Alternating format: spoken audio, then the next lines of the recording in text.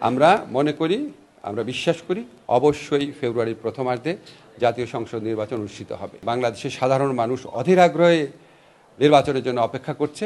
একজন বিচারকের জায়গায় 3 জন বিচারক দিচ্ছি যাতে আদালতে মামলার চাপ কমে। তো আমাদের 20টা জেলা প্রাথমিকভাবে বাছাই করেছিলাম, তার মধ্যে 12টাতে পাইলটিং করছি। রাজশাহীতে খুব দ্রুত শুরু করব, এই জন্য লিগালি দেওয়ার যে জায়গাটা সেটা দেখলাম। তো এখানে আপনার স্থান সংকুলনে খুব অভাব আছে, আমাদের ডিসি মহোদয় আশ্বাস দিয়েছেন এখানে বারান্দার দিকে কয়েকটা রুম করা হবে। তো আমরা এই আইনগত সংস্কার এগুলি আপনার খুব ইমিডিয়েটলি এটার ইম্প্যাক্ট দেখা যায় না, কিন্তু আলটিমেটলি মানুষের অনেক উপকার হবে। মামলার খরচ ঝামেলা এগুলি খুব কমে যাবে। নির্বাচন নিয়ে শঙ্কা, আসলে আমাদের এখানে 16-17 বছর যাবত ইলেকশন হয় না, তো মানুষের ইলেকশনের অভ্যাসটাই বোধহয় চলে গেছে। তো আমি নিজে বিশ্বাস করি যে আমাদের অনেক অনেক মানুষ আছে যাদের 32, 33, 34 বছর হয়ে গেছে, জীবনে একবার ভোট দেওয়ার সুযোগ পায় নাই। তা আপনারা চিন্তা করেন, প্রায় সম্ভবত অন্তত প্রায় 5 কোটি মানুষ কখনো ভোট দিতে পারে নাই। এটা কত ইম্পর্টেন্ট পুরা আমি বিশ্বাস করি বাংলাদেশের সাধারণ মানুষ অধীর আগ্রহে নির্বাচনের জন্য অপেক্ষা করছে। কারণ আপনারা দেখেন যে নির্বাচন অনেক দেরি আছে। অলরেডি আমি যেখানে যাই দেখছি পোস্টার দেখতে পাচ্ছি, মানুষের মধ্যে অত্যন্ত একটা উৎসাহ উদ্দীপনার সৃষ্টি হয়েছে। তো নির্বাচন নিয়ে আশঙ্কার কোনো কারণ দেখি না।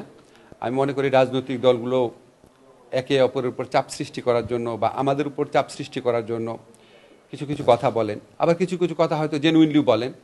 সব কিছু শুনে হয়তো মনে হয় যে নির্বাচন নিয়ে একটা অনিশ্চয়তা বা আশঙ্কা রয়েছে। আমি আপনাদেরকে দৃঢ় কণ্ঠে বলতে চাই, আমরা সরকারের পক্ষ থেকে ফেব্রুয়ারির প্রথমার্ধে জাতীয় সংসদ নির্বাচন আয়োজন করার ব্যাপারে বদ্ধপরিকর। এটার সাথে সম্পর্কিত বা এটাকে বিলম্বিত করার কোনো ইস্যু আছে বলে আমরা মনে করি না।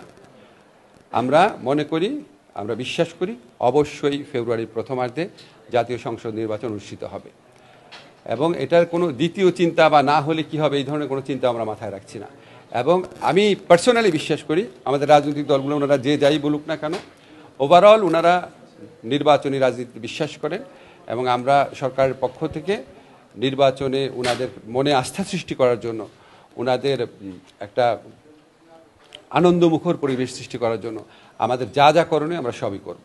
জামিন দেওয়াটা আসলে শুধু বিচারকের উপর ডিপেন্ড করে না, এটা ডিপেন্ড করে যে পুলিশ কি রিপোর্ট দিচ্ছেন। এখন ধরেন পুলিশ যদি একটা রিপোর্টে বলে সন্দেহভাজন হিসাবে ওনাকে গ্রেফতার করা হয়েছে, তো সেটা তো আপনার জামিন না দেওয়ার যুক্তি থাকে না তখন।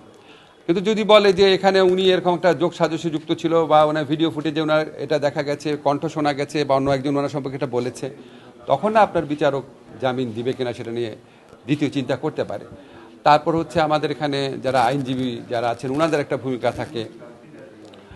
এরকম আপনার অনেকগুলা পক্ষ, অনেকগুলো ফ্যাক্টর এখানে জড়িত থাকে।